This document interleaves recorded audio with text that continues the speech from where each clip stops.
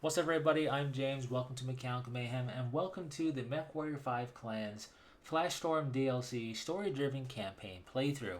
This is where we will be checking out all the cutscenes, listening to the banter, and I'll be going over things pertaining to what's going on, the greater scheme of the Battletech lore, and all stuff in between for this really fun DLC campaign. We are one of the Silverroot Keshik, and I'll be doing this campaign with custom builds on expert difficulty. So, with that in mind, strap yourselves in and prepare for drop. What is the latest, Sakan? A lot of ghost bears lay in the floor of that canyon. And a lot more would have died if Star Commander Rook and his elementals had not found us a path out. And cleared the path of the explosive charges. They had rigged enough mines to send all of Alpha Galaxy up in smoke. Surats. But we did secure a high-value target. But the Second has hope. We have not broken them. I know you summoned us for a reason. Tell them what you just told me, Gustav. In the time since your forces overtook the mining operation within Marble City, the DCMS has plotted to take it back. My contact there was able to purchase intel in the black market trading within the Canyon networks. It stated the Second are sending forces to retake it while your units are chasing the Second deeper within the canyons. Is Star Colonel Huntsig still garrisoned there? Af. But he is still in no condition to fight. But we are. I must protest, Sakan. We should not go backwards. If we cannot hold the ground we have taken, it will continue to embolden Theodore Kurita. We will travel to the mine and hold off the forces attempting to retake it. Af, Sakan. This operation is as simple as it gets. The Silverroot will array around the perimeter of the mine and wait for the Second to drop in. We will hold them off until they are down to their last unit, or they retreat. 50th units garrisoned with Star Colonel Huntsig will provide reinforcements as needed. Understood, Sakan. Let us move out! The Second will pay for what happened in those canyons. Alrighty, we have a pretty stout star with all assault mechs, 2 gargoyles, 2 warhawks, and a Kodiak.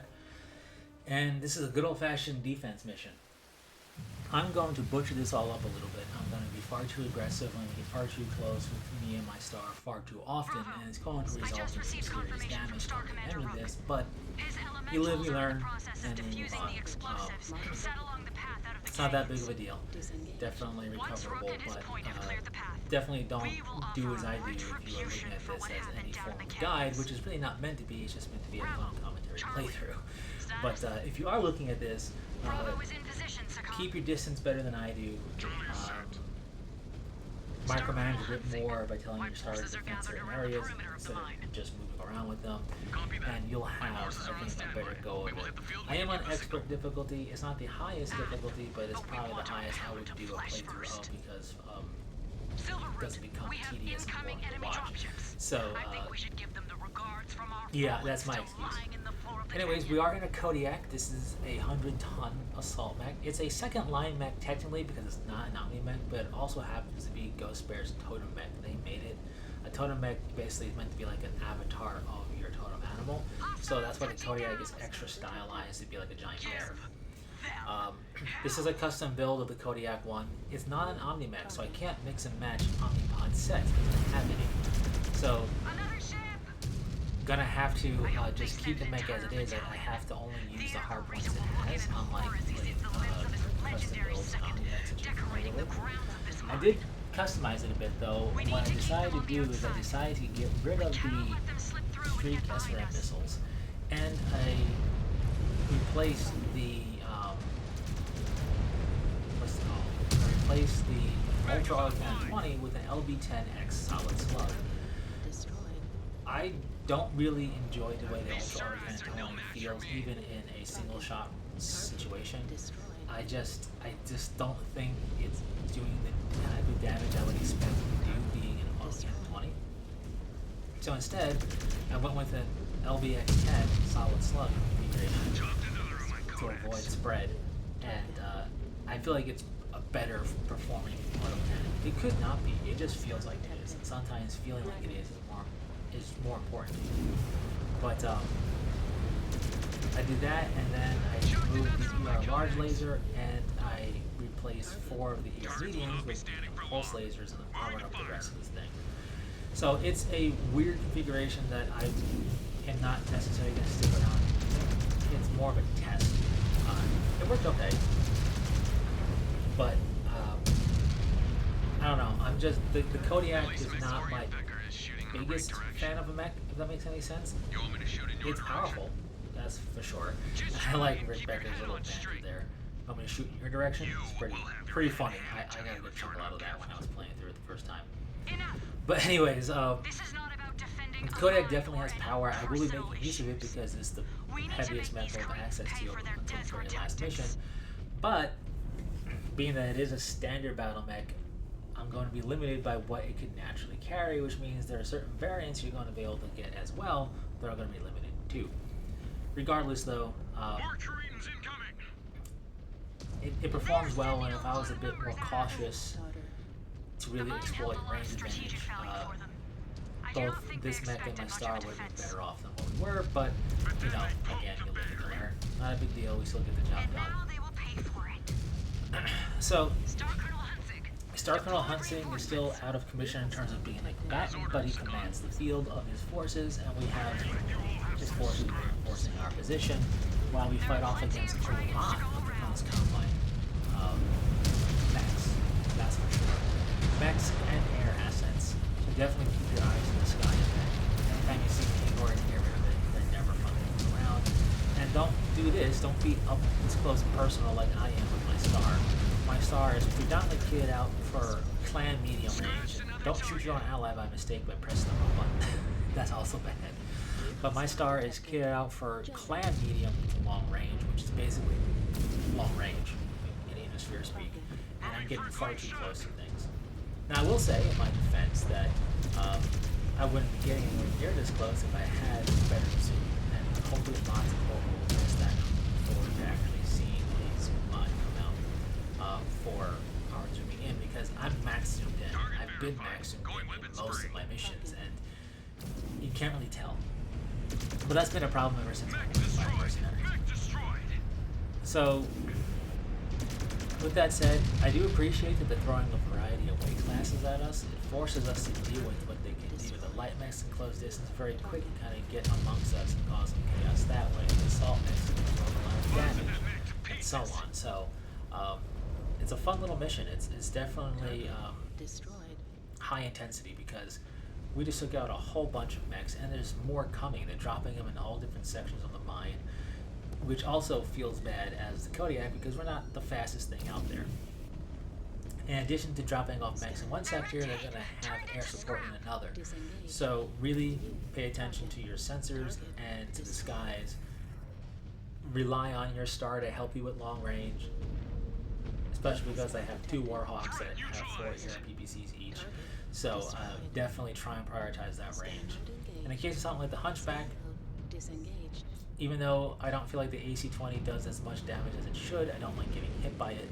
So I do try to prioritize taking out mechs like that before they can really make use of their dangerous payload. Which is working, sort of. I have my star focusing on the Hunchback, and I am focusing on the Warhammer, and you can see the Hunchback hasn't been crippled or destroyed yet, so that's 20 fire happening. The Warhammer, luckily, you can just take out the side torsos and fully cripple the spec, so we will eject after that because they don't have any defensive capability. The Hunchback, though, has been crippled, which is why we haven't been hearing any more crazy shots. Moving to engage, Star Captain. But all in all, it's just a lot of firepower. This thing has a Gauss, so you're kind of going to be in range almost no matter what. So just legging it and otherwise crippling it is just the way to go. Just take it out as best you can. You can't always just cripple a mech. Sometimes it's good old-fashioned slugfest. They have a lot of that going on here. So this is one of the rare times I do actually make use of ammunition-based equipment. I don't mind autocannons. I like them. I just don't often use them. I just prefer energy weapons that much more. So lots of assault mechs, heavy mechs, medium mechs, some light mechs. It's going to be even more air support coming. And as you can see, my mech's taking a bit of a battering. With the extra armor on it, though, it's still holding up all right. But this is a grind of a mission. definitely want to be more careful on taking down than I have been, because this is one of the few missions that does not have any repair base throughout it, which is definitely a change of pace compared to pretty much every other mission. Even the prior one, where we were kind of ambushed and boxed in that canyon and had to fight our way out, we had access to some repair base at the end. We don't have that here, so definitely be careful. This is where having the extra armor really comes in handy. If you're doing this with stock builds, definitely prioritize range. Don't get up close, and focus fire things down, things of that nature, because there's a lot of targets to take down. We're not even through with defending this section of the mine yet, so be careful. Is that all these Surats have? Rook is definitely angry. Bring me more of a fight. I don't know, Rook. I feel like we had a lot of targets to take down. Like, they're definitely littering the mines, right? Payback for our forces littering the canyon. Even though we did fight through and bust out. Another lance just hit the ground. Shred them. So In strike range. they drop really far away outside of our sensor range that we currently have. What you can do is, maybe if you see the silhouettes moving in the distance and you feel like you have the range, because you see the your war gear in the right corner of your screen go from yellow to white, that means you have range. You can fire at that and hope you hit, or you can wait till you actually target them. Maneuvering for a shot. There is air support. Don't forget about the air support. All of it's bad at this juncture, right? We're definitely getting whittled down, but for the most part right now, it's just me being whittled down.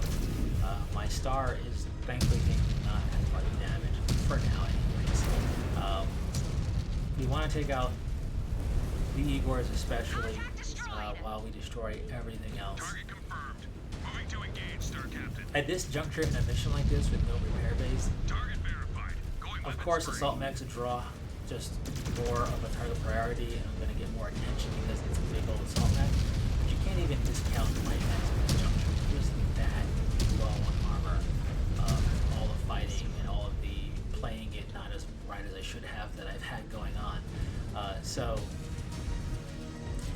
take everything down. I got an armor blow through on one arm, so we're going to definitely be a bit more careful here and make our maneuvering forward. Don't forget to go into scan mode so you can potentially scan for Denying them a resources. mine is not a tribute to our dead. We should be going after higher value targets. I still don't understand Lilith Hall's initial objection at the mission briefing or Jonathan's statement. Like, we took this mine. Keeping it is definitely a tribute in my opinion. Plus, you know, You have been in it too long. we need to not just constantly play trades these, right? We've got to be able to deny the enemy Cowards into the ground. positions and then hold those positions and try to take it back. So I definitely feel like this is a really important mission, because let's say we do pursue down this canyon and we wipe out the forces in the canyon or push them back and we lose the mine, then we gotta retake the mine anyway. So defending the mine sends a message that we can hold what we took. It's going to deny the enemy resources, and they're gonna throw this many resources at the mine. It's one of two things. A, they're very prideful and they just want to send a message and they don't mind using a lot of resources to try and do that. I'll be unsuccessful here. And/or, which is more than likely the case, this is an important objective and of strategic value that they want to get back, and if we just deny it to them, it bleeds them out and they no longer have it. So win-win in my book. So I have my star hanging back defending location, mostly because I forgot that it's important to do that, and also because I wanted to shoot at range and not get too close to things. But these are the final mechs in this area, so I'm just whittling down the fire starter, utilizing the rifleman QC kind of as bait, admittedly. Never seen shooting like that, Sergeant. And then I decided, you know what, let's actually whittle this thing down and not let go from the rifleman table to take it down.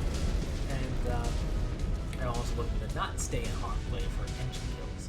I don't know what all causes an engine kill, to be honest, but the more I feel like I overshoot the target, like overkill it, if you will, the more likely it seems like engine I will kills fight happen. for Clan Ghost Bear. For my Destruction, unit. the explosion Until of the the bitter reactor. end. Even for you. It's not a nuclear explosion, it's a chemical explosion, but it's still children of the damaging. bear. I'll come out. I need to So go fast we to just my had a pleasure. nice little moment of kind of more acceptance of Jonathan and the star be overshadowed by the fact that Sakan Kabrinsky We will protect requires the aid. Sakan. Together. So this is an interesting situation. Bravo. We are As the Lilith Sakan's Hall is honor saying, guard, and we need to guard Silverroot her now. Keshik is the Sakan's honor guard. Star Commander Now, Hawk, Sakan is you and your point more shield the than Sakan. able to We will order take care the of the Silverroot to rest. go places as she deems fit. It doesn't mean we have to stay glued to her And we'll hip. deploy more reinforcements. But we are the honor guard, so I'm if sorry I anything put you in happens, this we have position, to Star respond Captain. immediately, and that's exactly what we're doing. Remember, you are not here to make our Also, jobs easier, Sakan. you might have noticed Sakan say her Nova's down and her mech took some hits. She's not talking about a Nova as in a mech. She's talking about a formation. So in clan military, there is a Nova, which is 1 star of mechs and 1 star of elementals together. So saying her Nova's down means her Nova formation took excessive casualties, you could say, or has been excessively damaged to the point where they kind of combat ineffective as a Nova. As we can see here, it's just like 2 mechs and that's about it. And on top of that, she's not one of those mechs standing. Her mech is a fire moth, which you can see smoking right there.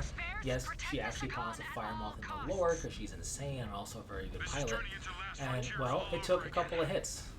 Like she said, it would have to happen to knock her down. Well, it happened here, unfortunately, and now she's knocked down. All units spread out. Spread out. So, Do not bunch up. This is no when I time to first get played through this cocky. mission, I almost There are no points completely for getting missed killed. this nice little touch here of having a fire moth on the floor like that, just further showcasing she's down. But I noticed it much earlier this time because I didn't look for it. We have a lot of forces to fight off here. It doesn't look like it now because we haven't seen a dropship come down yet, but here it comes, and this is a lot to take in. We are This is advancing the now. second stage of me playing this a bit poorly. I could have had my star defend further back. I told him to move defend, like that style Able to of send a message of movement, strength across their ranks. so you don't just But we wage will out remind into the them of enemy, their or weakness. wait out I should say, not wage out. Just dig in and keep I could have done pouring that a on. bit further back, because they have the range to really punish these guys. Roger Instead, that. Positioning I put for a them clean far too shot. close, and Jonathan's taking excessive damage because I put them far too close, and then I'm just going to basically say screw it, and just have them all attack one particular target at a time, which is going to have them maneuver and get in harm's way more. So this didn't go seamlessly, but it is a ad hoc kind of defense/rescue mission of Sakan Kabrinsky, so I'll say the damage being taken to the star is thematic to what's going down. How about that? But there Jonathan goes, and you can tell he's a bit green because he's rather vocal about losing some components, and I get it. It's not good, but you know, relax. We're here to do a job. Let's get the job done. These mechs are beefy. We have Orions, which are heavy. We have Atlas and Banshee. Those are assaults. Now I have a leg blow through because why not? But we have an Archer, which is a heavy. But these mechs they tried to take Sakan Kabrinsky out with are no joke. We fought against, you know, assault mechs and stuff before too. So this is at the end of a grueling defense mission where you have no repair. It feels a lot more reminiscent of the Smoke Jaguar campaign, and I kind of like that. We need to get the Sakan back It's a to nice ship. change of pace where you really have to pace yourself out and not take too much damage Thank too you, quickly. Star Captain. So Jonathan lost a Once leg again, and an arm, you have and I proven almost my lost an arm and a leg as well well. So our mechs aren't doing too All hot. that praise until our shade But is there's part a of our fire moth. holding, Sakan. It's small because it's a light mech. Is not It's 20 more tons, worthy of and being the our outlet. Sakan pilots it because she's insane, like I said. But it is in the lore. They didn't make it up for the game. She does pilot that, and she is very adept at it. So all the while, when you heard about her being on the field doing stuff, and we don't get to see it, well, she was in a fire moth, and I suppose not having to defend a fire moth with AI piloting it is a mercy for sure. So I'll take that. Well, we leveled up our honor. We have some more mechs we can unlock. Some chassis you will, some chassis you won't, because it's just thematic and lore appropriate stuff. But one thing of note that I will say, and we'll see this in the beginning of the next mission, is that for the amount of repair that I have, and I'll try and beef it up a bit as well, but for the amount of repair that I have, it's not enough to fully repair the Warhawk or the Kodiak, meaning I'm going into the next mission with some damaged mechs. It's par for the course. This happened to me in my first playthrough of that mission as well. If I was playing it smarter, I definitely would not have had this happen, but I did. And instead of redoing the mission, I'm just going to run with this and showcase what it's like, because it's not that big of a deal, provided the fact that our mechs aren't super damaged going into the next mission. If they were lower than 80%, that would be problematic for sure. But